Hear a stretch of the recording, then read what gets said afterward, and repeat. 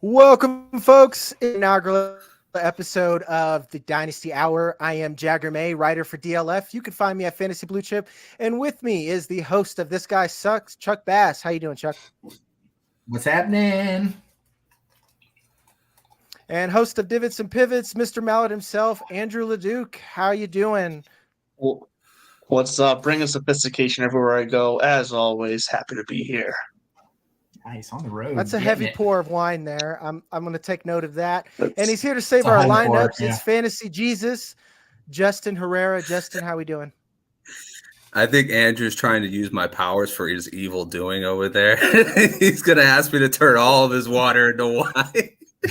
Everybody take note of how many wines that LeDuc has drunk. He's already we've got the drinking wine one. I know. on the bottom of the And how screen much here. he's You poured know, into that thing. Yeah, gonna be communion. messed up by the end of this. That's excessive. Oh, Excessive for hold communion. on, wait. I gotta include the ones I had down at the bar too. Hold on. Oh yeah, road wine. All right, let's go. Special kind of buzz. All right. Well, we'll just start off with our news and shenanigans.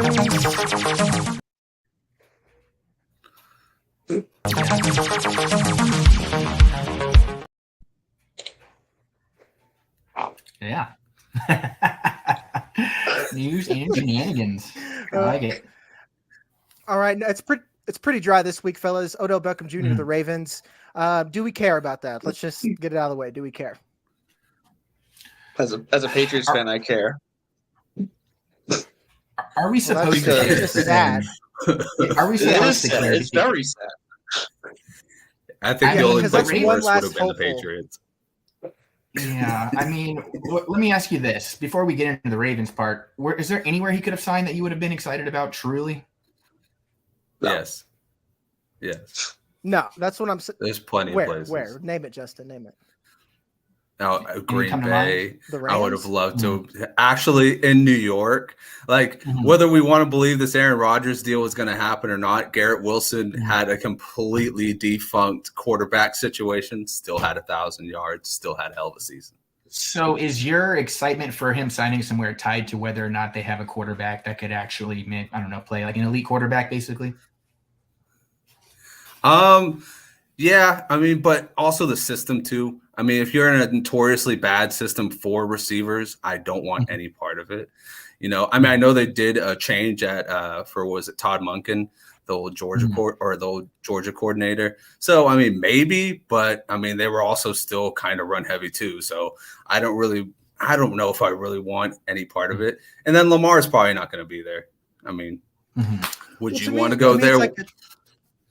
It's like a chicken and egg type thing. It's like to me, it was a bad system for wide receivers because there was just bad receivers. You know, to me, saying that like, well, you know, Brashad Perryman never produced there. It's like, well, you know, like it's Brashad Perryman, but to me, like you got to have the players to be able to run the offense that you need to run, and this gave me more hope for Lamar. Like I don't think Lamar is going to go anywhere. And then when we get to our next piece of news. The quarterback market shifted. So the Ravens, if they're ever going to want a franchise quarterback, they're eventually going to have to pay this. So unless they're going to trade up and get one of the big three of the rookies that we'll talk about later, I just think that, you know, you're going to get Odell Beckham Jr., you're going to sign Lamar Jackson, and you got a new offensive coordinator. So you probably need to pass more. And this is a lot of speculation because, like you said, like they've been a run-heavy team for a long time. But to me, it's just the age thing. Like we're not talking about the right thing. Odell Beckham Jr. is old. Like we're living off one catch and like 2 seasons basically it feels like 10 years ago. And then I know he had the big Rams run, but like as far as the dynasty goes, to me, he's like a running back. You're going to buy him for 1 year, and then you're going to sell him as quickly as you can, almost early if you can. Sure. So I would say you're selling him mid-season. That's what you're doing. Yeah. He's not even getting through a full season for you on your dynasty team. yeah, you're hoping he pops, and then you're selling him plus a pick for a better receiver or something like that. Exactly. Yeah. He's got two good things going for him as far as things you can take advantage of. One of which being the last time he was seen, he was great. So nobody has seen him. Oh, great might be a long stretch. He was good and he was producing. Now, he was a small sample size of that trade to the Rams, but he did look good. And especially his last, the play that he tore his ACL on was money. So, and the second thing is the Ravens, I think they got a long history of old wide receivers coming in and doing great. I mean, remember that great Des Bryant season? Oh, remember that great Sammy Watkins season?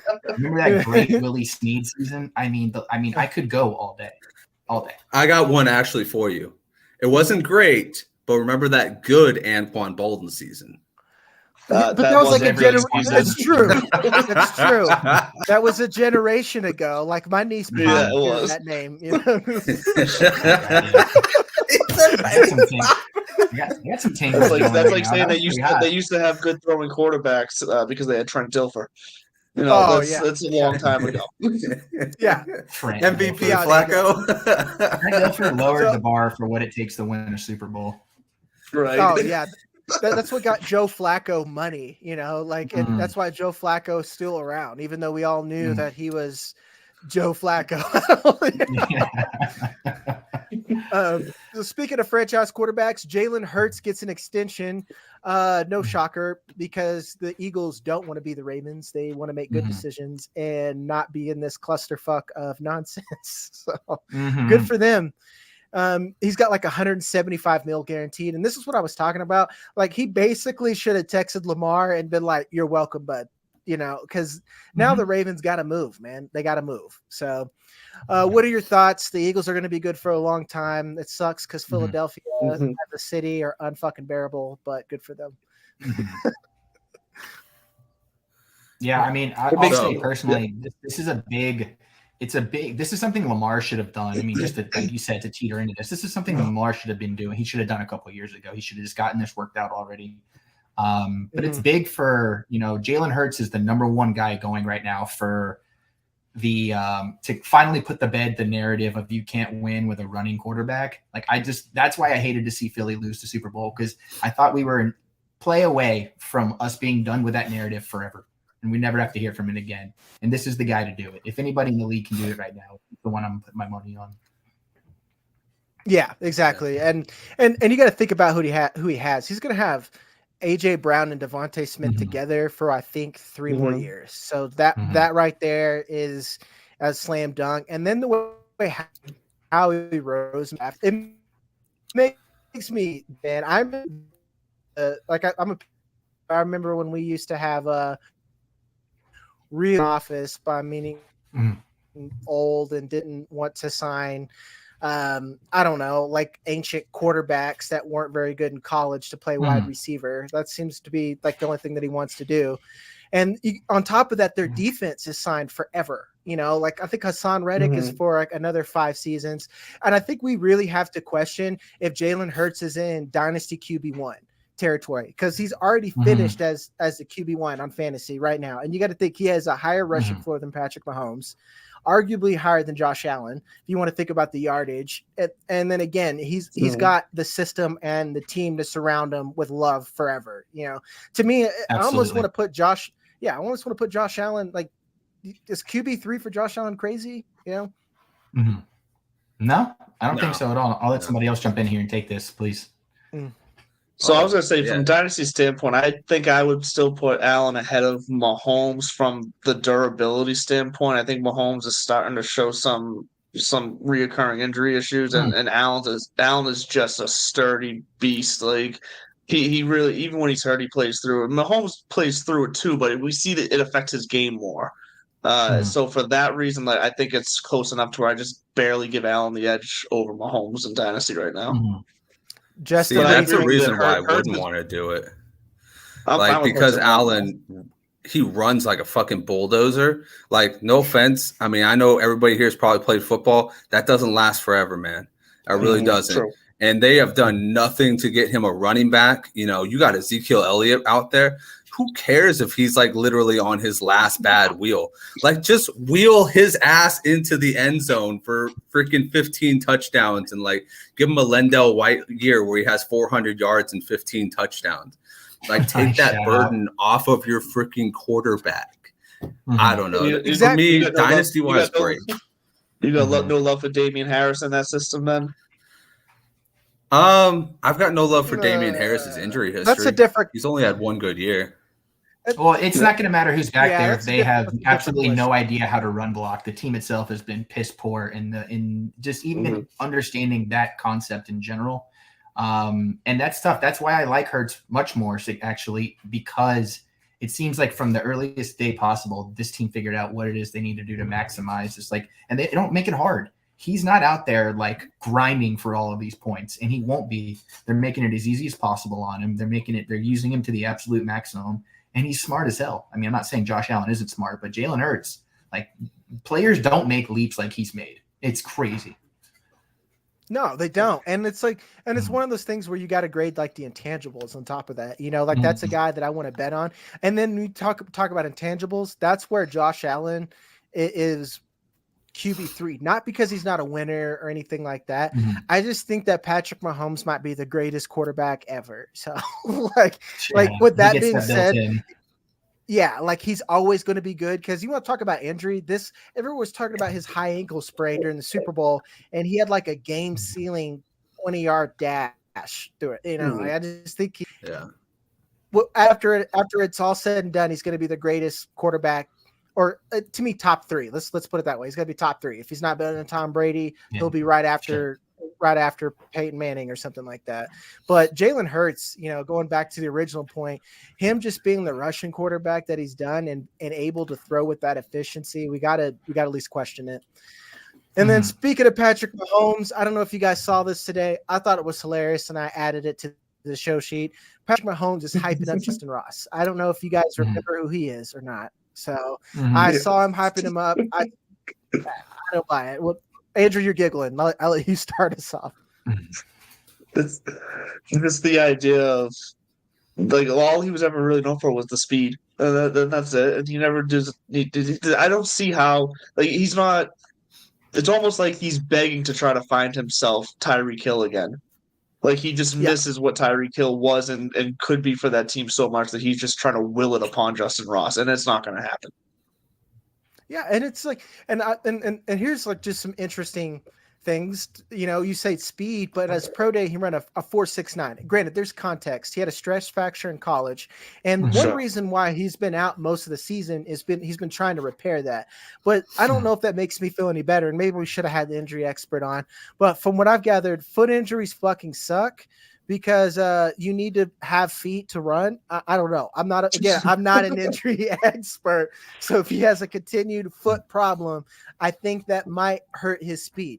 And then when you talk about face plants and statistically how bad receivers who face plant their rookie are, and it doesn't matter a context. Teams don't give a shit about you. He went undrafted. There is no value to Justin Ross whatsoever. In this draft right now, they could draft a guy, and again, he could get drafted 7th round. He matters more than Justin Ross because he went undrafted. So, you know, to me, I mean, Mahomes is still pretty high from whatever they shot him up with at halftime of the Super Bowl is what I'm thinking. I'm thinking that the long-term effects of whatever European shade medicine they put in his ankle is still starting to seep out. Well, maybe it's they took him down to Tijuana, and it does make me question though, why is he feeling the need to pump up Justin Ross when they have someone young who showed explosiveness in Ricky James on the team now, and Sky Moore who's in his second year. Like, hey, they have these young explosive guys who have shown something. Oh, Sky Moore hasn't really shown it yet, but Richie James has.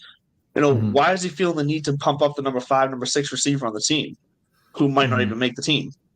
And it's not like you got to say, like, well, what do you think about Justin Ross? You can't be like, well, I think Justin Ross fucking sucks. I don't know why we have him. Like, you can't say that, but at least be, like, modest. Yeah. Just be real about it, Just pull the Bill Belichick with Mac Jones and say, yeah, he can play in this league, and just leave it at that. Exactly. It's tough. I always think it's really hard for NFL players know ball, but sometimes I think their ability to maybe evaluate another player or what they can do. I mean, you're right. He does have to be nice in what he says, but also, you know, Mahomes he's kind of got a trust issue thing going on with his wide receivers. You know, with Kelsey being the only like core guy left still. And I don't know if it's Rodgers. That's just how these guys do things for whatever reason. Maybe it's because their expectations are so much higher for what is actually capable on a field. So maybe it's a frustration thing. But I mean, who's going to know more than him? And it's like I'm sure he has a little bit of the complex of I can make anybody too. Like that's what I think about it. When you start bringing out Justin Ross's name, like when they don't even like consider re-signing Tyreek Hill, they just say, "Oh, we're going to do it with Marquez Valdez-Scantling, who's never stayed healthy a day in his life. Like he's been out for every single season. He's been out games. You know what I mean? So it's like one of those things where like I think he's gotten to that point where he thinks he can make anybody else step their game up. And this might be just like a direct message to Justin Ross, like, "Hey, I've been watching you. Maybe nobody else is watching you, but I've been watching you. And maybe this means if I go out there and say it, you'll actually elevate your game. You'll work harder." And he's trying to do it internally, which is a smart thing to do because when you think about it, they're not wasting a lot on this guy. They're wasting maybe like $500,000 on this guy to be on the roster. And if he doesn't even turn into the next Tyreek Hill, but he turns into a guy that they can turn to for maybe like, 50 catches out of this next season, I mean, shit, you just got a steal right there. Yeah, and to play devil's advocate to myself real fast, if there is a wide receiver core that is more open to a mediocre guy stepping up and being the number one as a mediocre guy, it's the Chiefs receiving core right now. I mean, Kadarius Toney, who is basically going to be used as a specialist as we saw last year in that kind of role, is their number one guy right now. Who knows if someone just has a good camp, someone could skyrocket. You just never know. Is it possible that Mahomes was accidentally watching John Ross highlights? He got the wrong Jay Ross wrong. Is that possible? Even then, it's like, even then, it's questionable. It's questionable. He definitely said. He definitely said, "Hey, Jay Ross over there? He ran like a 4.26." And everybody's just like, "I think you got the wrong Jay Ross." wrong Jay Ross, and about 4 years too late. Yeah, I know. I feel bad for him because like their biggest signing I saw this offseason was like, you remember Justin Watson? He's their like little he's like one of them like Ben Skoranek mofos. Like this is like a hardy white dude that'll block his ass off and catch passes. And like your team needs that, but your team needs that to be your wide receiver 4. Like 3, seriously. It doesn't make sense. Folks, wait, you mean not every tough white guy is Cooper Kupp? Underdog. I'm sorry. Ours high, man. Gotta get it in, folks. It's because you said tough and you didn't use like a Underdog Fantasy is here to save your post-fantasy football season blues. The easiest place to play and win with the Underdog Fantasy app. Get up to 20 times your money in a single night with our Pick'em contests.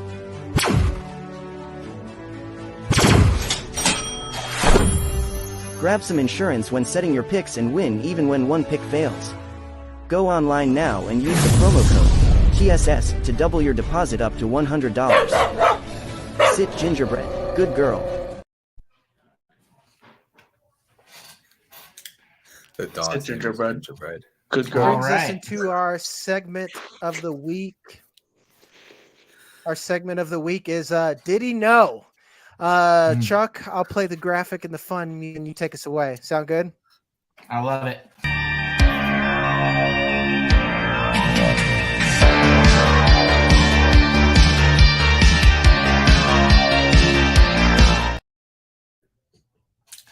All right, ladies and gentlemen, we're going to kick the yes men out of the building. We're not doing any of that BS. The 4 of us are here. We're going to ask some tough questions, and we're going to get some tough answers for some of these guys.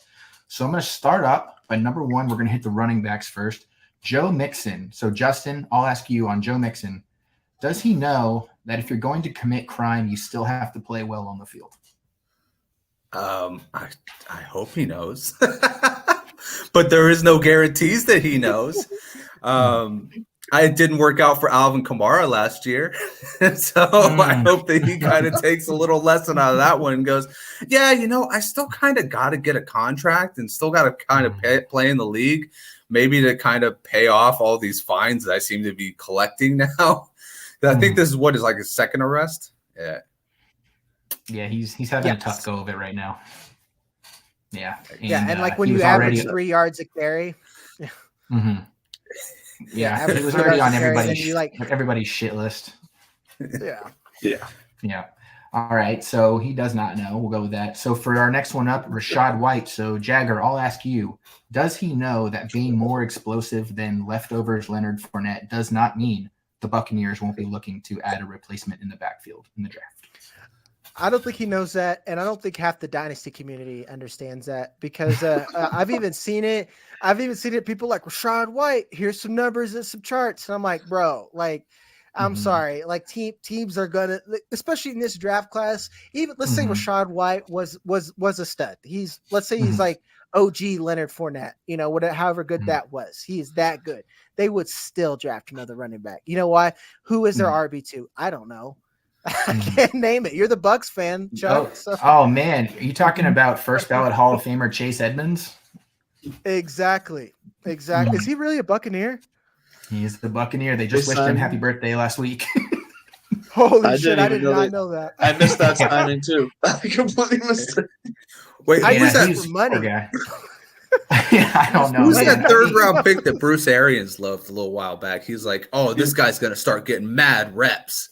Keyshawn Vaughn. Keyshawn Vaughn. Yes. Yep. He's essential, and we all wish him well. So Dynasty community, here's your opportunity to sell Rachaad White. You sell Rachaad White and whatever pick you have to go get whatever better running back you can, or just another pick. If you get a first with Rachaad White, that's a smash because running backs don't matter, and especially Rachaad White. So nailed it. Question for Jagger. Do you do it before the draft? Because you think that if they go in the draft and get another running back, the stock goes down, right? Yeah, yes, definitely. I've got desperation players. That's a segment. We're gonna write this down, folks. Like players I'm desperately trying to sell before the draft. Rachaad White is like, and Tyler Algier, they're like top 5 on that list, man. Like get them, try to yeet him to someone else, so they'd be like, well, he had a good season. I don't care that he's a day 3 pick and it doesn't matter. Yeah. There's a lot of chatter going around, and you're talking about two guys right now. To look, if the season started tomorrow, then obviously the team feels differently about them and their smash plays in certain varieties. But it's fucking April. All right. Let's everybody be a little bit realistic about how much more team building has to go on between now and when opening day starts. So that's and being the most explosive player on last year's Buccaneers offense doesn't mean shit. All right, I can assure you that. All right, so we'll something in football people here. Have to understand floors. Absolutely. And that's where this whole, that's what this whole dynasty space is trying. We're trying to teach people, right? Like there's a whole lot more than just how many points did one guy score over a certain 17 game sample as a rookie. Like that's just not going to be how we run things. So Andrew, I'll hit you up next. KJ Osborne, does he know that Adam Thielen's vacated targets are going to go to somebody else other than him this year? No, this is just a bunch of nobody knows anything about their own situations, because this is another situation of where, and it works for Rachaad White too, like we were just talking, where owners tend to assume that just because a player leaves, everyone's going to just move up one notch on the on the depth chart. If we're talking mid-season, that may be the case, that's sure, but like you said, this is April. Minnesota's going to draft a receiver. Jalen Reagor is not going to be their third receiver. KJ Osborne is not going to be their number 2 receiver. KJ Osborne has proven he's a number 3 receiver at best, I think. Yeah. And where he's going to live, that's his ceiling. So, no, he does not know. And look, I don't think he should buy into that for his own sake. He should think he's better so that he can try to push himself and play better. But, no, he doesn't know. I'm a rookie. Justin Jefferson.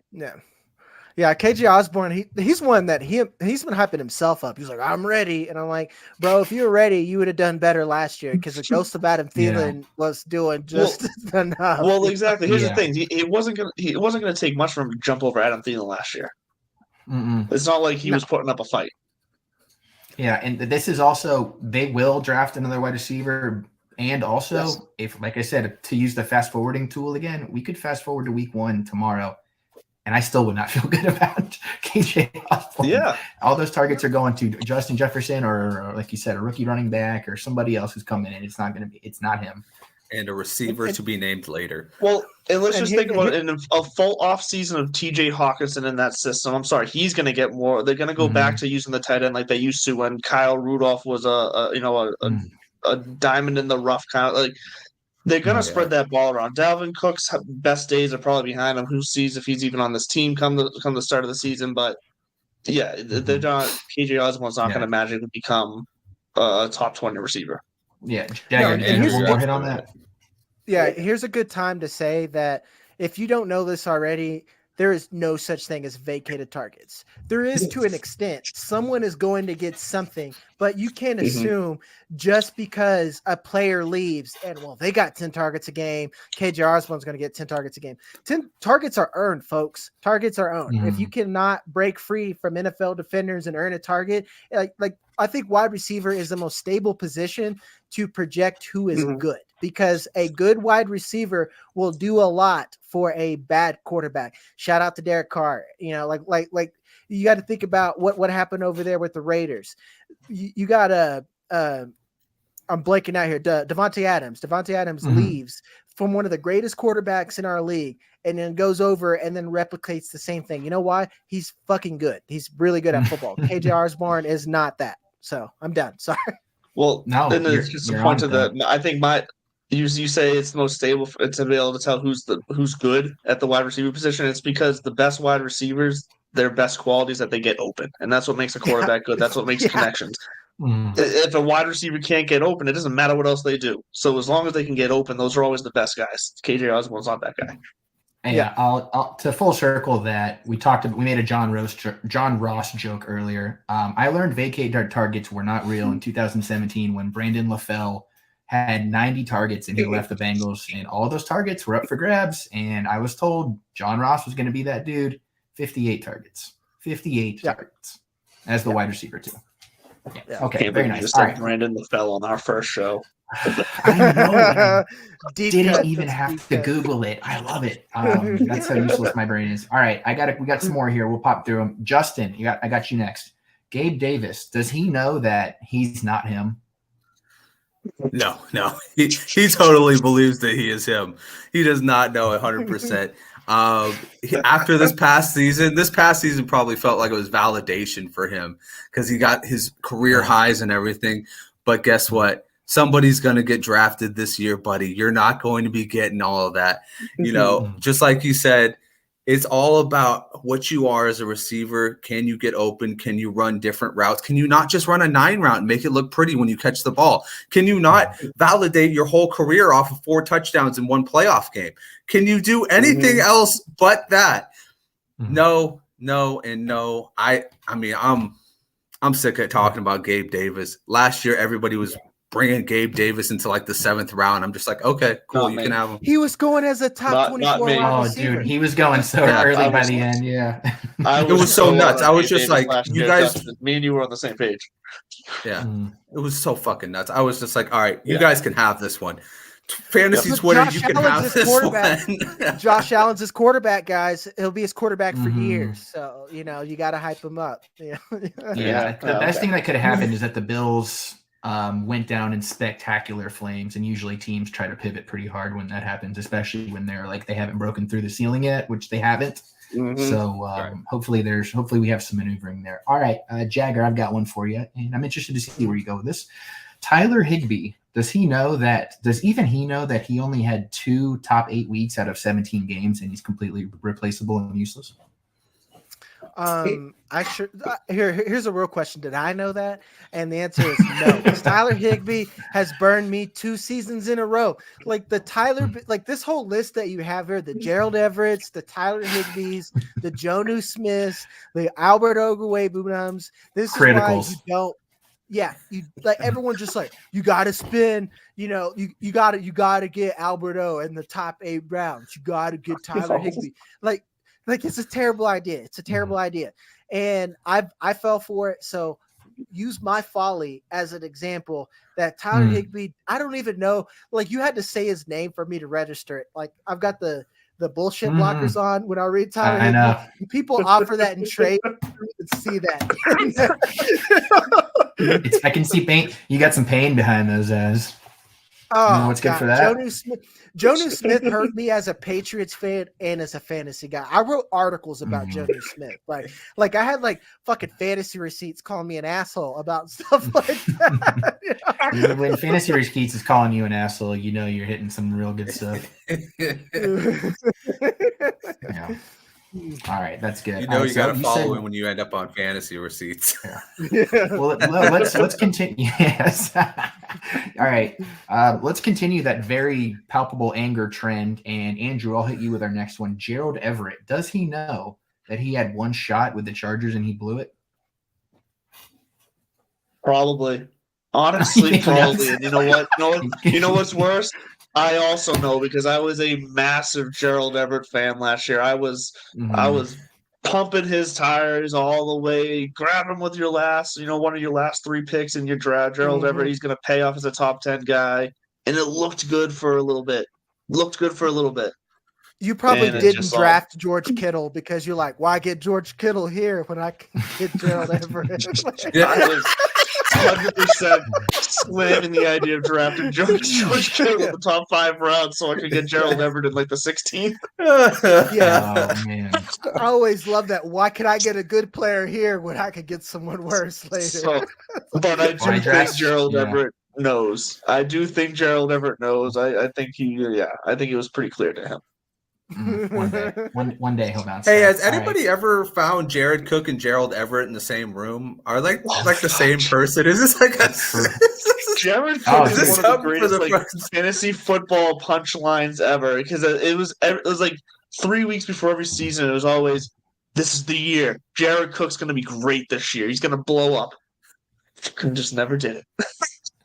Yep. Well, I don't know. The way things, if you guys are saying that he's the next Jared Cook, I might be drafting him next year then, because he did come around eventually and had a couple nice seasons. And let's give Gerald Everett his flowers. I think he was still a top 12 tight end. That means nothing. If you're finishing after like tight end 6, you basically might as well be streaming unless there's some injuries or something. Hey Jagger, I think he's in the elite company of like Tyler Conklin and a couple other guys. So last year playing in a banged up. I had Tyler Conklin in a championship lineup, sir. I did not win. So last year, Gerald Everett had career highs in targets, receptions, yards, and tightest career highs in touchdowns, while playing with Justin Herbert on a Chargers team that had injuries coming in left and right. Still only finished as tight end 13th. So that's the Gerald Everett story in a nutshell. And that is why he had career highs, because of all those injuries. Yes, it's not going to look any better. All right, we got 2 more here, so we'll hit them. No, go ahead. Go ahead. No, I was thinking. We got 2 more. Ignore me. Jared Goff. So, Justin, I'll ask you, Jared Goff, does he know that the Lions are desperately ready to climb the QB dating ladder, and we'll move on from him in a heartbeat? Yes, because I actually think he's a humble person. Like, he doesn't seem like a terrible person. And I think he knows that it's probably going to be like somewhere near its end, kind of like how San Francisco wanted to out Jimmy Garoppolo. I think, him having a good season might have extended the leash. Maybe they're like, oh, maybe we can get a quarterback next year or something like that. But I do think that he knows that within the next 2 years, they're going to try and replace him. He better buy a Wingstop franchise or something. Like buy a Wingstop franchise. All right. This, I think I'm in agreement with that. I think you're right. I think it's his play. I mean, there's a lot of people who want the Lions to, move on from this playoff drought and all that, and they think Jared Goff can get him there. But hopefully the Lions of the franchise have significantly higher hopes than what he can provide. Yeah. Okay. So I've got one more here, and I'm going to ask this to the group because I feel like there's a possibility for some varying opinions on here, and don't be afraid to drop the hammer, but I'm going to make my feelings very clear with the way I phrase this question. So with no further ado, our last one, Kirk Cousins. Does he know that he's not the best quarterback in the NFC North? No, he does not. He doesn't at all. I don't think he understands. He's the reason why every team he's on has never been to a Super Bowl. Like it's been him, man. It's been Kirk Cousins. Like this year, that collapse. Like you want to talk about? I'm not even a Vikings fan, but Kirk Cousins lost me championships because he could not get Justin Jefferson the ball. You got like this man is probably one of the most top 5 hated quarterbacks all time in a fantasy community because like he put up duds. Like you got to think about it. People had Kirk Cousins and Justin Jefferson. They were in a lineup in every league that week, and I don't know, man. It's one of those things where he has all the ability, but the winning ability. That's I don't know how you chart that, but yeah, he's lucked into like just offenses that I truly believe, and more quarterbacks could come in and succeed with what they're asking him to do and the talent that they've surrounded him. I mean, even going back to Washington, the players that he's had the ability to play with, I'm with you on that one. But you two, Justin, Andrew, do you agree? Is he the best quarterback in the NFC South? No, he's not, but he's 100% been a product of well-structured offense. I mean, he was one of the first ones in the now highly touted Kyle Shanahan offense system, and like he put that to good show in Washington, and it worked for him. And then he always needs a year or two to get used to a new system, and then he'll have one half good season with that offense, but it has to be well-structured. So he's not the type of guy who's going to lead a team and make up for mistakes. He's going to make the mistakes. Yeah, he literally has to have a Kyle Shanahan or Justin Jefferson. Like he can't just have a Devontae Smith. Let's put it that way. Like he has to have like a fucking stud and then a genius in his helmet. So it's sad. Good for him. He made a lot of money. He made a cool meme. Oh yeah. Like Kirko chains. So he's a big meme guy. He's got about as many great memes as any of the quarterbacks out there, though. Because he's one of the dorkiest. He since he came to Minnesota, he had 4. This is playing with prime Stephon Diggs, prime Adam Thielen, and then eventually, Justin Jefferson. He had 5 consecutive seasons of finishing outside the top 10 as a quarterback until last year. Pretty brutal. Yep. Think about how lucky you are to go from Stephon Diggs and Adam Thielen to Justin Jefferson and Adam Thielen, and then you still suck just as freaking bad. Like you can't evolve in any way, shape, or form. I feel like this has been the same Kirk Cousins we've seen for like the past 5-6 years, and it's just like, when are you gonna level up? Everybody drafts him expecting him to level up, and he just never does. Yeah. So I'll ask you guys: is the word out on him enough that he can still be flipped relatively nicely for some returning pieces if you're talking about your dynasty leagues? To be honest, I still think he has 1 season of value. Because where Minnesota's drafting, they're probably going to get it's super flex. Thank you, super flex. They're going to probably get Hendon Hooker or Tanner McKee or something like that. They might even trade up. And they might get a guy. Like if I were them, I would trade up and get Anthony Richardson and have him sit behind mediocrity so he can get better. So to me, I wouldn't buy him unless you are desperate for a win in a QB, but you got 1 more season of value. But it's like we were talking about earlier. He's one of those in-season trade people. When someone is desperate and they need a quarterback, then you trade. Right now, people are thinking towards the draft. They don't care about Kirk Cousins now. So. Yeah, he's got about as much value to me as Aaron Rodgers has and as Tom Brady had last year, where I'm like, I can go out and I can stick him in a super flex and possibly win the whole thing with him, but I'm not giving you more than a second. I'm just not. Yeah, they're perennial redraft. They're perennial redraft assets now. You got, like you're thinking about it year to year. But some league is going to have that team who feels like they have enough to try to make a push, has a midseason injury in a super flex, and they just feel like they need somebody, and they're going to overpay. You'll find someone in your league who's going to overpay for Kirk Cousins this year. Yeah, he's got 1 more year left of dead cap money at $28 million after this year, and then after that, they can throw him overboard like a corpse thing and against their whole Mad Men style. He can go to Indianapolis. Yes, that's true. All right. Well, guys, did they know? No, they didn't know. No, mostly not. No, they never do. Only Jared Goff knew. Yeah, Justin and I threw all right, guys. that was about it. Well, that's a good spot to pay some bills. We'll get a word from the sponsors, and then we'll go talk about some rookies. Sponsors. Jazz, Sportsbook, Casino, and Racebook, the world's best resource for all-purpose online wagering. For over 20 years, Jazz has provided the best and quickest payouts in sports and entertainment wagers. Live sports betting, covering all the major sports leagues, and even into the new and exciting world of esports. Down the stretch you'll come, with Jazz's online horse wagering. Get paid when you play with Jazz's fun and exciting online casino games. Go online now and use the promo code TSS for our new members deals. Jazz Sportsbook, Casino, and Racebook, the world's best resource for online wagering. We're classy. I feel classy after that. I feel fancy.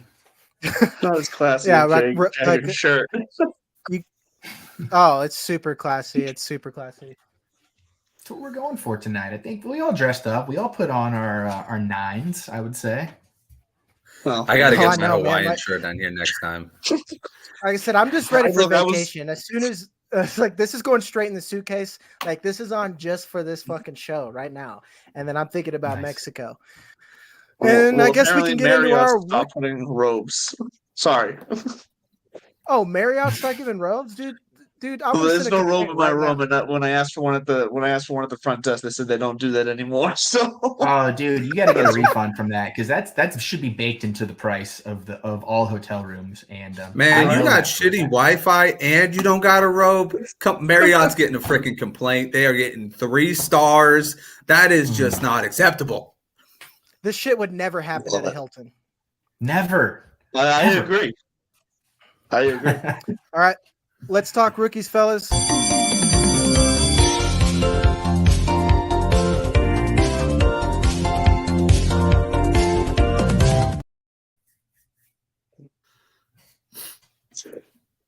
All right, it's our rookie watch. All right, guys, I'm gonna ask you about your top QBs and your top receivers in this draft. And me being the resident rookie prospect evaluator, I'm gonna tell if your opinion is shit or not.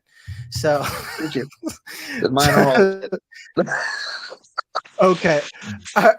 All right, Chuck, we'll start with you. Who is your top QB in this draft? Out of Bryce Young, CJ Stroud, Anthony Richardson, and Will Levis. I'm assuming you don't want to be, you're not one of the random people who want like Dorian Thompson Robinson or some shit like that. You're not going to throw out like Bo Nix. Wow. I will never throw out Bo Nix, and that's a promise I know that you're an I'll Auburn make to guy. every. I'll make that promise to you 3 right now, and I'll make it to all the viewers out there that you'll never hear me be up for Bo Nix, but who I will be up for right now, and I'm starting to feel a little tingles and jingles just thinking about it. Anthony Richardson, QB1, lock it up, lock it in. Oh my goodness. Mhm. I'm surprised. I didn't think anyone's going to get there. All right, let's keep working around. Justin, who's yours? Oh, wow.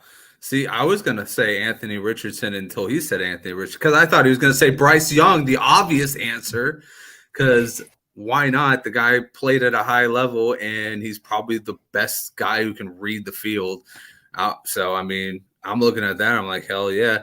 You know, his size a little bit small, but, you know, he'll But make if you something have happen. to say, if the first thing you have to say is why not, I don't know if that's the sell. It's not the sell. I can tell you that right now. It is not the sell. Well, I mean, All I right, said Andrew. why not because it's an obvious answer. It's a can't miss product. It's not like I said Who's your- Will Levis. Will Levis, why Hmm. not? Oh, yeah, exactly. That is a why not. Andrew, who's your guy? Who's your guy? CJ Stroud, why not? Because honestly, none of them are going to matter in 2 years. They're just not. I don't like any of them. Hmm. That's a bull. I'm going to revisit that, and I'm going to I put like a that pin a in lot, that right actually. there. Just Yeah, don't like any of them.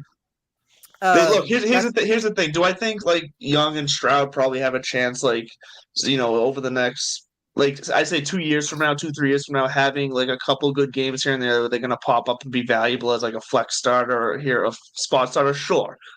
But these aren't guys that I think are going to be your weekly starters, you know, anywhere in the future. I Here, so strongly disagree here's with that. something for you. Yeah. If I could take over for one quick second, here's something for you. So Stroud has been told that he's going to drop. Sorry, my cat keeps fucking biting my leg. Same. So at this That's a bad Mr. Kitty. But anyway, so Stroud is right now he's dropping. So if he drops to something around 3, somebody comes up and picks him up. He's the type of guy that I could see end up having, I mean, it's not a sexy career, but, like somewhere along the lines of like a Jared Goff with more mobility. I could see him, going to a Las Vegas or something like that, having, pretty good. He's a pretty talented kid. But obviously when you're talking about Carolina and Houston and these teams that have historically been so terrible, you don't want any part of that. I guess my guy is CJ Stroud, and then after that it's Anthony Richardson. And and this, there's a caveat. If Anthony Richardson goes to the Colts, he's number 1 for me, and that's because of the coach. Really? Sure. And I'll elaborate into that. But honest to God, I'll give comps from all these guys. Bryce Young's ceiling is Russell Wilson. He's not going to be consistently getting RPO runs, but he can create for himself. And he's probably one of the fastest processors I've ever seen. Justin kind of alluded to this. You want to talk about someone, despite and this is a negative and a positive at the same time. He's so short, he cannot see the field sometimes, but he is so smart that he knows where his receiver is. So he's just throwing that fucker where it needs to go. And then another thing that I think is an important caveat is he won a Heisman when he had a good receiver. This next year after that, he was still, I think, a Heisman finalist with Jahmyr Gibbs being his best receiver. A running back was their top. Their top pass catcher. CJ Stroud, he's my number 1 because it's analytics. When you think about size and prototypical things, CJ Stroud, I have 0 questions about that. And he's easily, I think, the most accurate guy in this draft class. Like, to me, he's calm and collected in the pocket. And even if you watch him in drills or in a game, he puts the ball on every receiver. The thing is, he's had the greatest receiving core of all fucking time, man. Like, he went from having like Chris Olave, Garrett Wilson, and then Jackson Smith and Jigba as your wide receiver 3. And then okay, you lose your top 2 guys. Oh, you're just going to get Mark Harrison Jr. as a replacement. So there are questions about that, but Anthony Richardson, he was a rushing floor. I think he's underrated on how polished he is and how bad that Florida was, because he has good pocket presence and a strong arm. Yeah, strong arm. You already know. The question is getting the coaching staff that will develop him. That's why it's Panthers or Colts or bust. If he goes to Houston, I don't believe him as much. If he goes to the Raiders, I'm going to be fucking heartbroken because I have 0 faith in that staff. Yeah, that's a wrap. That's a wrap if he's in Vegas. Yeah. So that's my rapid reaction on QBs, fellas. Chuck, you had some good amens in there. Let me know what you think. No, I mean, I completely agree. I mean, I hate to be like, I agree with everything everybody said, but I mean, for you to tie all that up, I mean, I do think the book is pretty well written on all of these guys. I don't think that the only guy that I think has variance is Anthony Richardson. And that's why he is my QB1, is because I do think that, we're talking about, and to beat the horse to death, I mean, this is just a potentially historic athlete playing the position. Yeah. And fit's going to be important for him. I hated the scheme in Florida. I hated what they asked him to do. It's going to make a lot of quarterbacks that aren't quite polished, which most college quarterbacks are not polished. I mean, that's a rarity. So I don't know. They asked him to do all this stuff that was indicative of a poor coaching. Didn't maximize his strengths whatsoever. They basically tried to make him a human highlight reel, which he is, but that's, you should be trying to develop these guys. No, it's absolutely brutal. So I just, when none of the other guys, look, if there was another guy in this class that looked like a home run, that looked like this guy is going to be great, and not just a couple other guys that I think are going to be good or pretty good-ish, then it'd probably be a little bit different. But, you bring all the things he has to the table and then combine it with that factor. I just love it. I love the risk reward. So, Andrew, my question for you is like for me, for CJ Stroud, for instance, I think his floor is is Kirk Cousins, to be honest, with a little bit more mobility or something like that. But realistically, I think his floor is Dak Prescott, and I think his ceiling is Joe Burrow. You know, if he can run a little bit but maintain accuracy, that's where I think he is at. So that's why I think that he's going to be a starter for a while. So my question is like, how do you see someone like Stroud? Because the reason why I pick him is he fits the prototype. You know, Bryce Young, small boy, Anthony Richardson, fast boy, Will Levis, bad boy. So like CJ Stroud is just like normalist of the normals. So what do you think about it? Well, and that's why I ultimately gave CJ Stroud my why not nod. Because because in the end, well, I think you said it perfect the first time when you said comparison to Kirk Cousins. Like that makes sense to me because that pretty much summarizes exactly why I think what I think he can be, in that he's going to have weeks, 2 years from now where he's going to look like a top 5 quarterback and he's going to pay off in your super flex position or your second QB position or something like that. But I think he's going to be overall in his career, from a fantasy standpoint, a guy that people end up buying too early in drafts every year, whether it's redraft, whether it's dynasty, whatever, or they end up paying too much for in a trade. I think he'll pay off some weeks, but when you look at his whole career as a whole, it's going to be kind of lackluster when you put all the numbers together in the end. You're going to remember moments with him, I think, for sure. Mm-hmm. Yeah, exactly. And plus, when you think of this draft, sorry, I didn't hear you coming in there, but the one thing I have to say about this draft as a whole is when you have two guys that are being highly touted and at two different positions, in Anthony Richardson and Zay Flowers, who both have ties at some points to Boston College, you have an issue with the draft. There's just not enough talent. Yeah, it makes sense. And I'm a Boston College fan. And I'm one of the few Boston College fans. Definitely not on the offensive side. There's a lot of talent on the defensive side. Well, yes, I should have clarified. Yes, I meant offense. Yes. Well, we're going to hit on Boston College later because I feel like you're going to offend me this entire segment, Andrew. But I'm guessing no one believes in Will Levis, right? Like no one is doesn't sound like Will Levis to me right now. God, Chuck, let's go. Let's hear it. Let's hear it, Chuck. I mean, did you believe in Justin Herbert coming out? Yes. I think a lot of people came around on him. Dude, he is like TikTok or Justin Herbert, man. He is like all of the TikTok challenges as a personality, but all the physical tools to be able to do it. Now, you asked me do I like him. You didn't ask me if I love him. I like him. He's a freak, and the NFL needs some freaks, and I'm rooting for him. My thing is he's going to throw a beautiful ball to the other fucking team a lot. Like to me, he is Daniel Jones and Justin Herbert's body, like a turnover machine is what I'm afraid about. Because like all the physicals are there. Because like to me as a film grinder, it's processing, man. Like I talked about this on a different podcast of what traits that are more important for quarterbacks. I think being accurate is very important. So Anthony Richardson is shaky there, but it's mechanically. It's not like he's naturally inaccurate. Ever seen like a person that when they throw the ball, they look good, but it's just fucking inaccurate? He is not that. He just has some bad mechanics, but it's processing that I think is the biggest thing. Because we've seen guys that don't have a lot of the physicals, but they're smart and they can get away with just that. Like Chad Pennington couldn't throw the ball 20 yards down the field, but he had a productive career, for the most part. So I guess that's just my 2 cents. Anybody else love Will Levis? I think Will Levis and Anthony Richardson are the same person, except Anthony Richardson's way more athletic.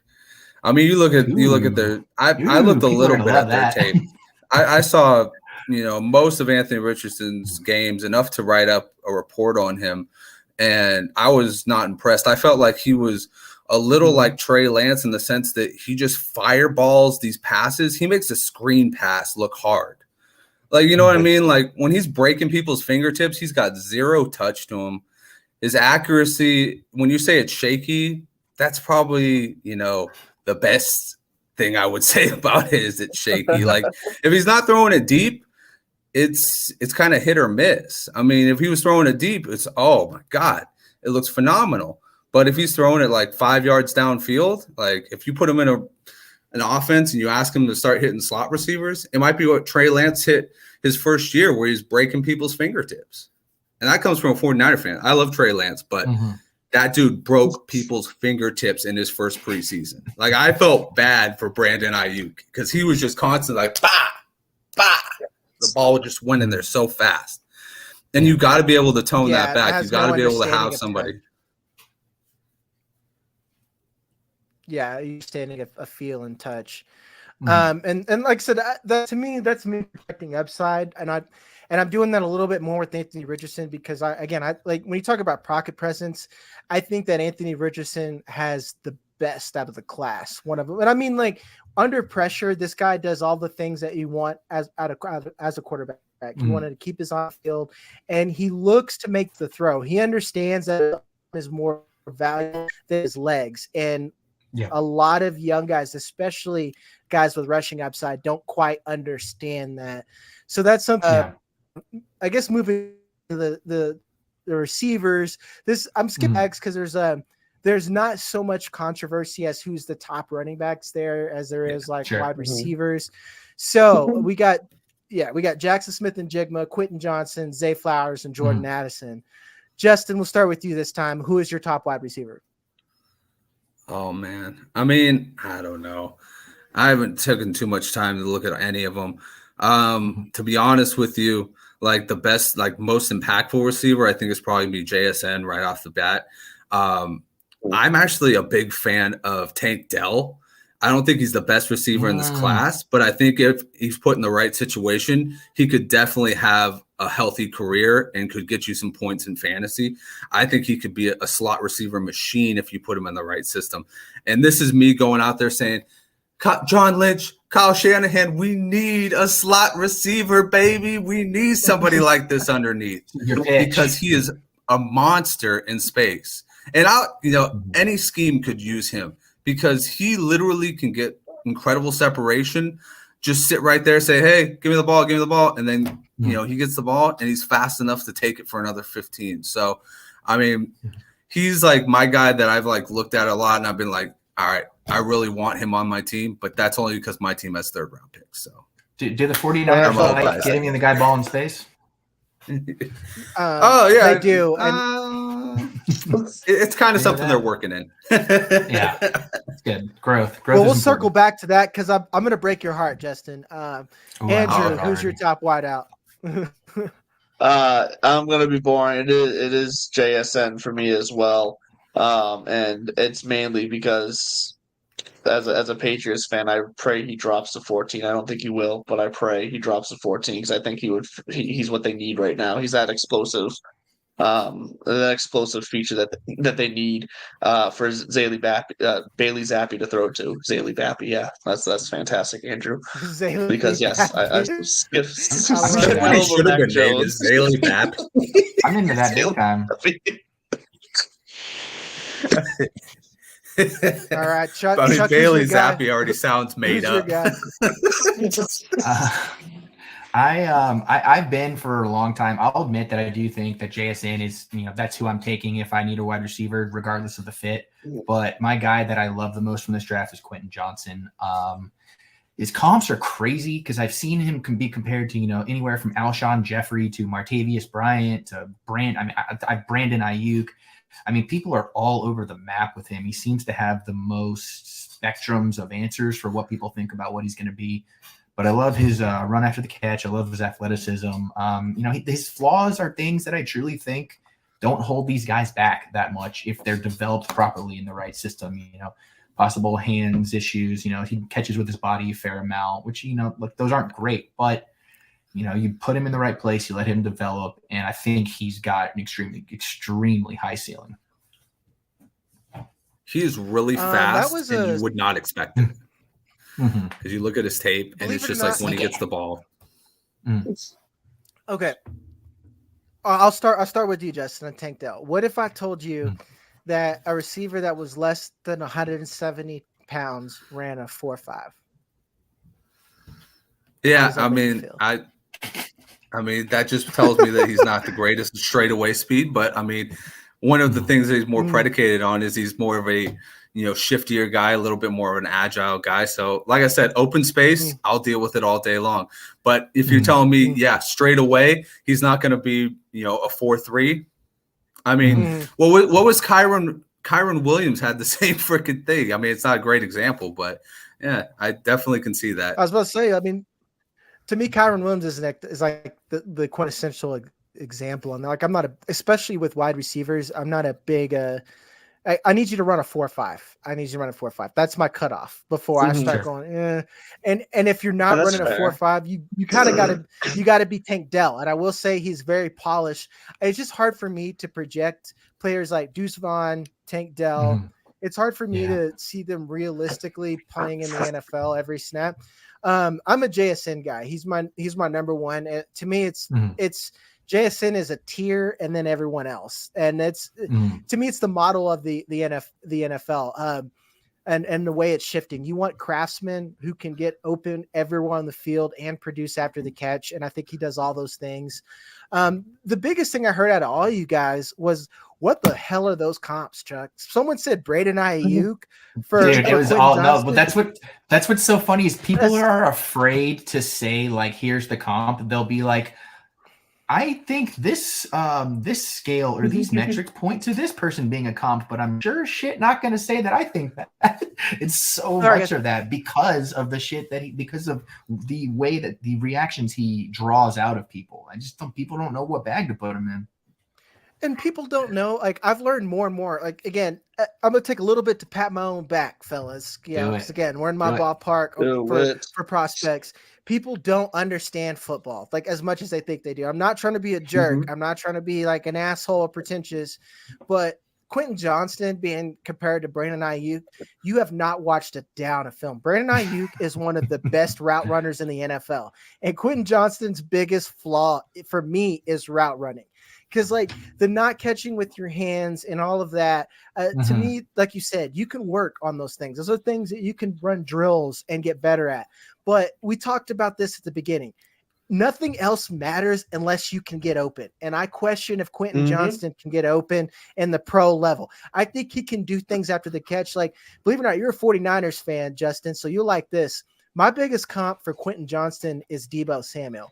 He is an athlete with plus size who is good after the catch, not a strong route runner, but if you can get him in space, he can devastate you. That makes sense. Brandon Ayuk, Jagger, you know why I know we're going to be good friends? Because I didn't want to say that because I didn't want to, really put it on there that I'm a 49ers fan, but that's exactly who I comped him to too.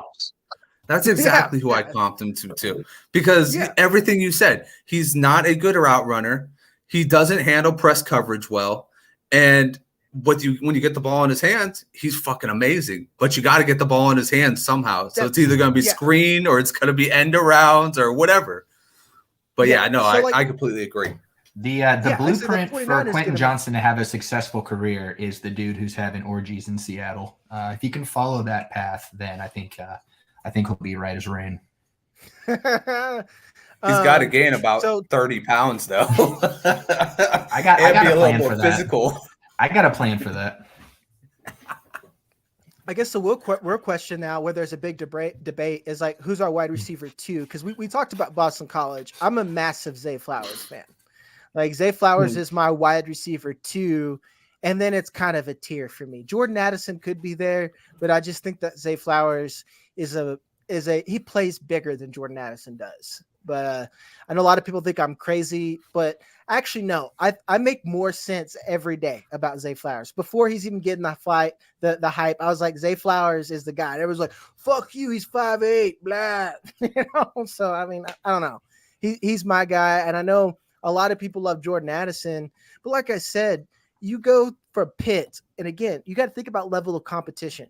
You are a stud at Pitt, and then you go over to the best player in college football. It's Caleb Williams. It's like not even a question.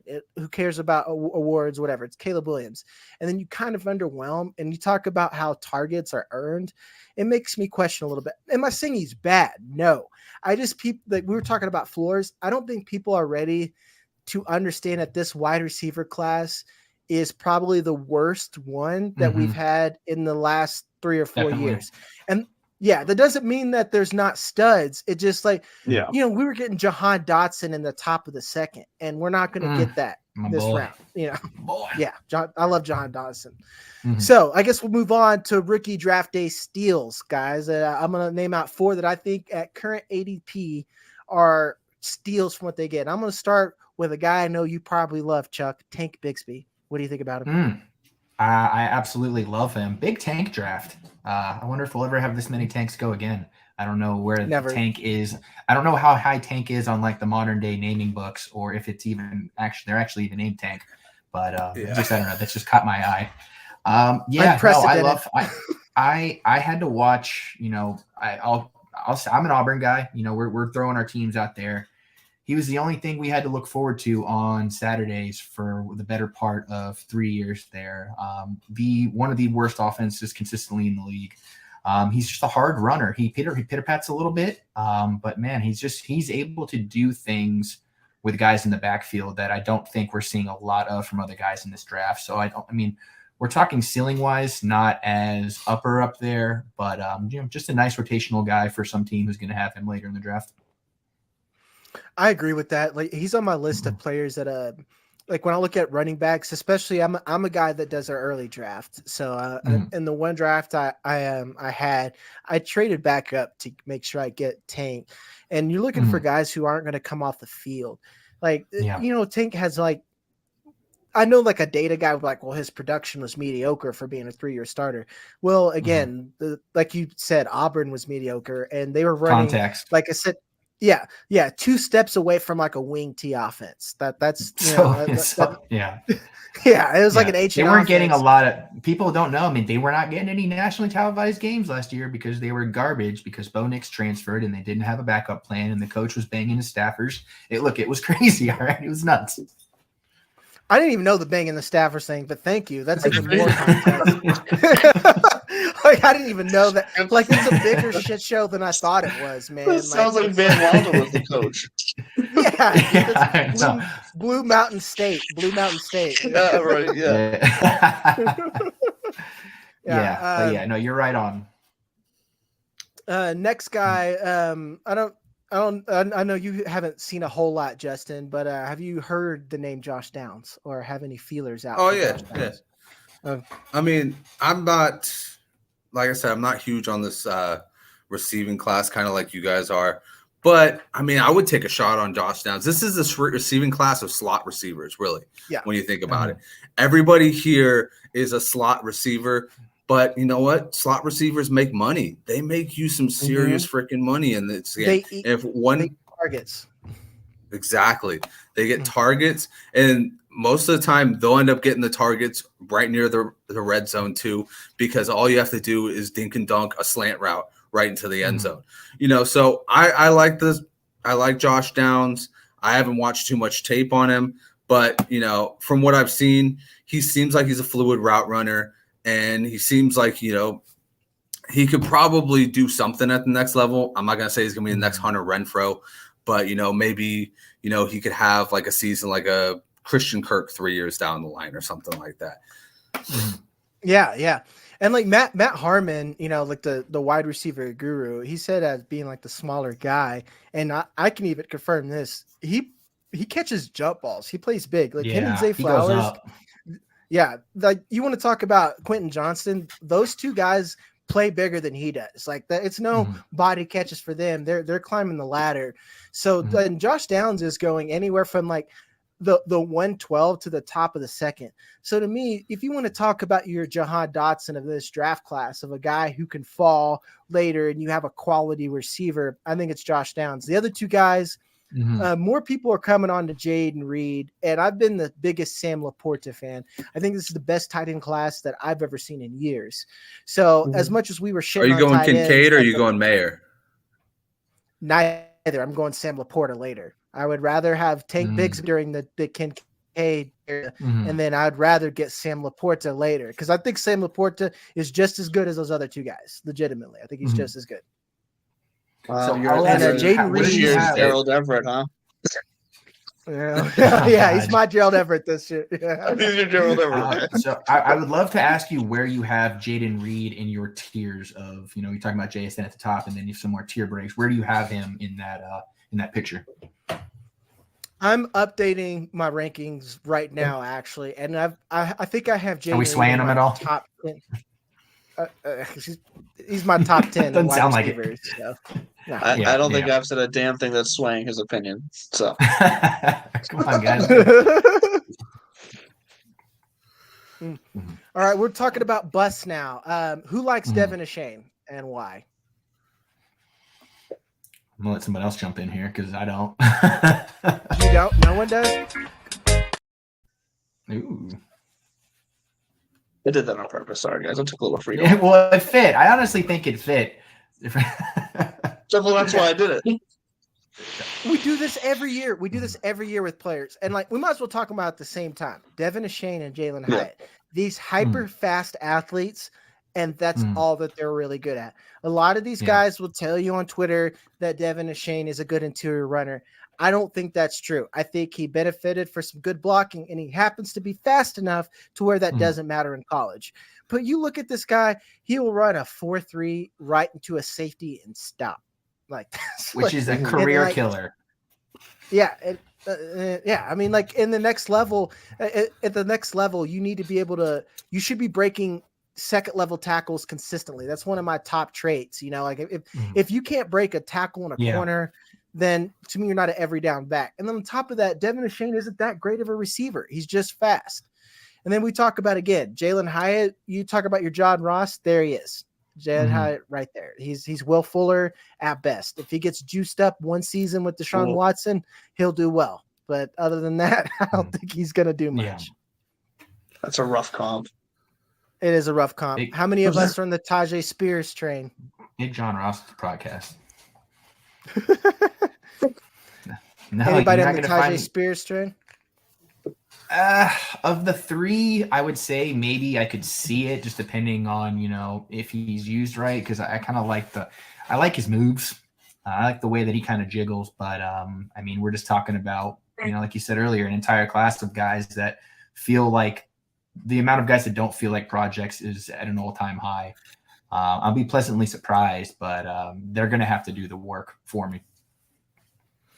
I mean, to me, I like him too, but it's kind of like Kenneth Gainwell, where he's probably going to have a role on the team, but is he going to have a role on your fantasy team? Probably not, because he's not going to be an every down guy. And that's, to me, with this entire running back class, people aren't willing to reckon with, is that there's already a lot of good running backs on teams right now. And there's only about 2 or 3 optimal spots. So a lot of these guys are going to be buried. We're going to have some AJ Dillons, this guy that you're like, oh man, this is the year AJ Dillon is going to be a stud, and then nothing's going to fucking happen. So you got a little visitor there. You got a little visitor to your right. Oh, my cat. Oh, thank God. What I wrinkles. It looks like he's playing he's looking like he's doing a DJ set right now. Is what it looks like. When you said a visitor, I'm like, who's behind me? It's Ghostface.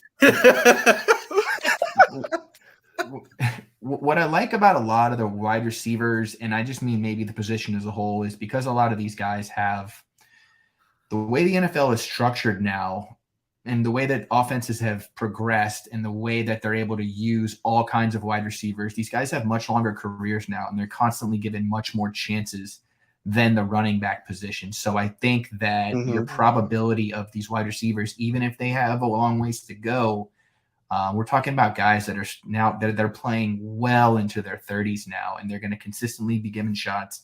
We've seen guys get signed left and right that have produced minimal, decent seasons, but it's about the shot. Are they going to get the shot? And I think this is, where the running backs are, the wide receivers will still get the shot over them. Yeah. All right, that does it on rookies. We'll talk trades right now.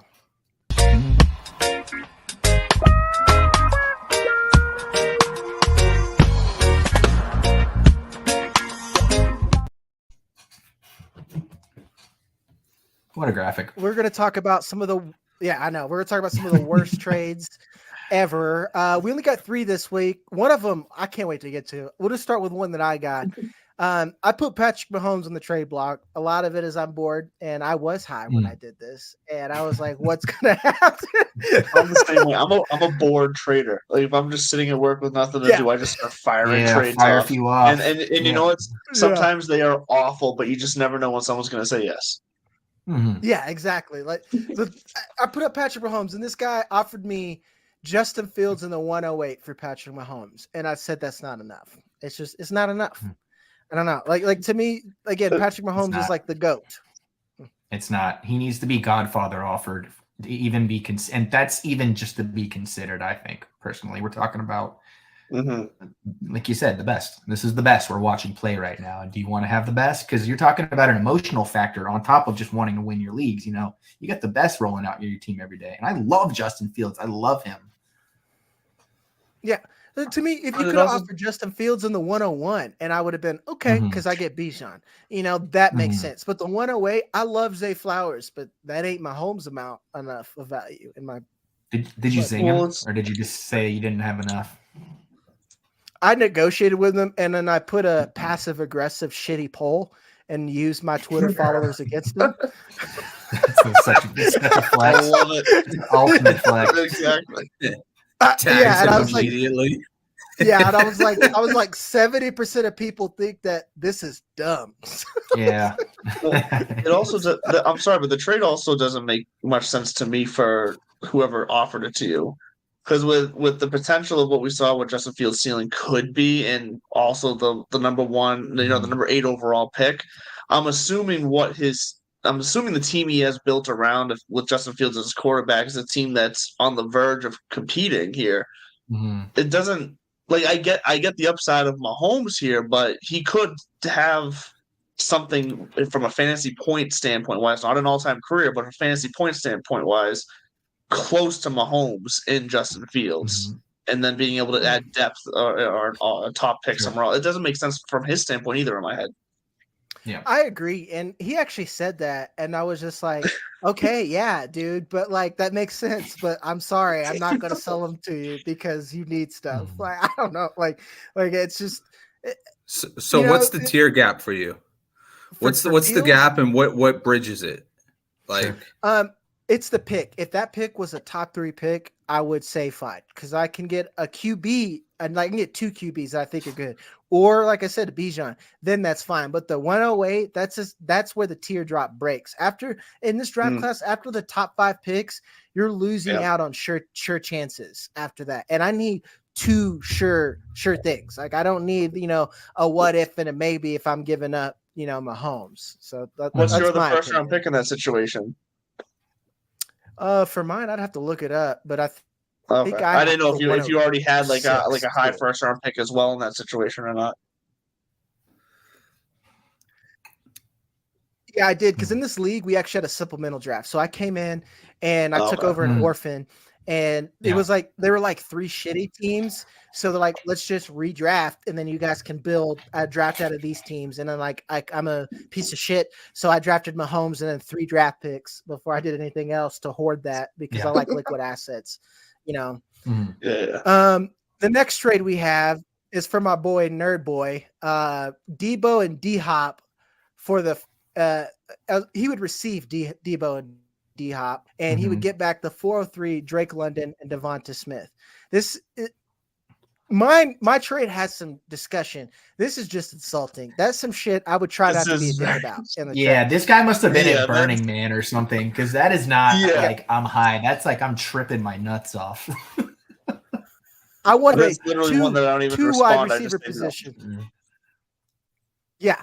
Yeah, it's an automatic smash, and then when they say no counter, you read that, and then you don't respond. You make sure your little bubble that says you read it fucking popped up. Actually, you know what I do here? I make it worse.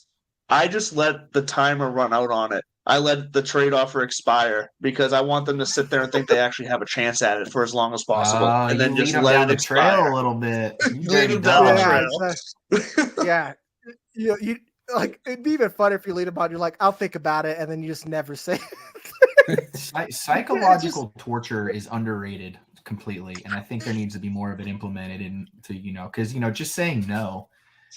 It's not enough. It's like when you watch a movie and like they just killed the guy and you're like, oh man, I kind of wish more happened than he just got shot. Like I kind of wanted him to suffer, or I don't know. Like you want some pain to come from what to counter out the negativity. Yeah, Chuck's over here like, I want to reenact the Saw fucking movie. I take this shit serious. He wants Braveheart teams every time. You're gonna play games with me, like we're about to play. We're about to play a game. That's what you should say. Play a game. I like this. Yeah, exactly. Instead of the GIS. Yeah. Come on, man. Like, this guy's asking for a significant, like wide receiver ones. Like he wants to trade old wide receiver twos, wide receiver ones for the 403. Just get out of here, dude. Like, please DM me. I don't even know if you're high on weed. We should have a crack pipe because that's what you're on. You're fighting there in the middle of an intersection, trying to send out terrible trades. All right, last trade, and then we'll take it home. For my boy FF Mad Jester, this dude is an animal, so I'm sure he probably had 30 of these, but he would receive the 109. We're off to a bad start. And then he would receive Justin Fields, or he would send Justin Fields and Ramondre Stevenson. So you think that Justin Fields and Ramondre Stevenson are worth one late Such pick. A joke. Majestic that one C. makes me sick.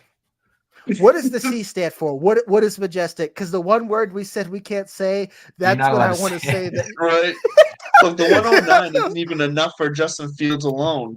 We could even discuss if it's enough for Stevenson alone. Yeah. Yeah, I wouldn't trade Stevenson for the 109 alone. Yeah, exactly. To me, it'd be like an in draft trade. If Charbonnet's still there, I might do it. But it's probably not there. But this is. So that makes you wonder: do people have Justin Fields? Does the market just not know how to appropriately, or are they trying to capitalize on what they maybe think? Maybe they looked at Justin Fields and they go, he might not ever be hotter than he is right now. I don't think that, but that's got to be the theme here, is that people just don't see it. Also, was this pre-trade? Because pre-trade, Justin Fields' stock was pretty freaking low. But post-trade, Justin Fields' stock, not that low, but it was pretty people were thinking about 105 for Justin Fields. I don't know, man. For me, it was never like I would trade it for Bijan. That's it. Any other quarterback, I would trade it for the 101, and that's where it stops. Because any other quarterback in this draft class, Anthony Richardson, I'm hoping he's Justin Fields. CJ Stroud will never give me that rushing upside, and they came from the same system. And Justin Fields was a better prospect coming out. Bryce Young, again, will never opt for that. So to me, this is disrespect. Chuck, you asked me this question on our blind date on the first podcast. I would ask somebody if they sent me this. Do you know who the fuck I am? Why would you even send me that? This is disrespect. Yeah. And it's, I don't like when people make me angry, and I shouldn't be angry. And that's one of them. That's one of them right there. I mean, the team is the Bears had the worst record in the league last year. Justin Fields progressed in some ways. He hit the check mark you want to see him hit. And the team basically said, we're committing to this guy fully. And that's what they're doing right now. So that factors into any possibility of giving him away. Yep. I agree 100%. I don't know, man. I'm sorry that you even had to go through that, Jester. And if you ever want to talk and need therapy, I think I'll put out a Discord for bad trades, because that's some bullshit.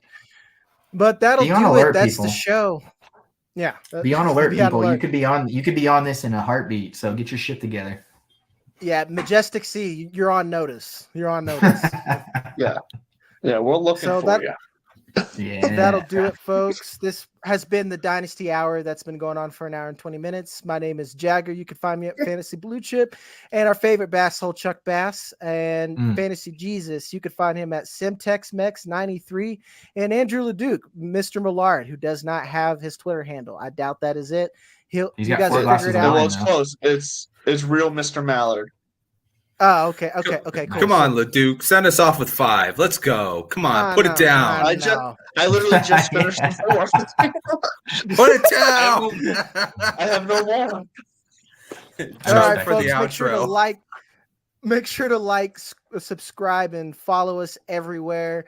We'll see you next week. Get it. Let's go, baby.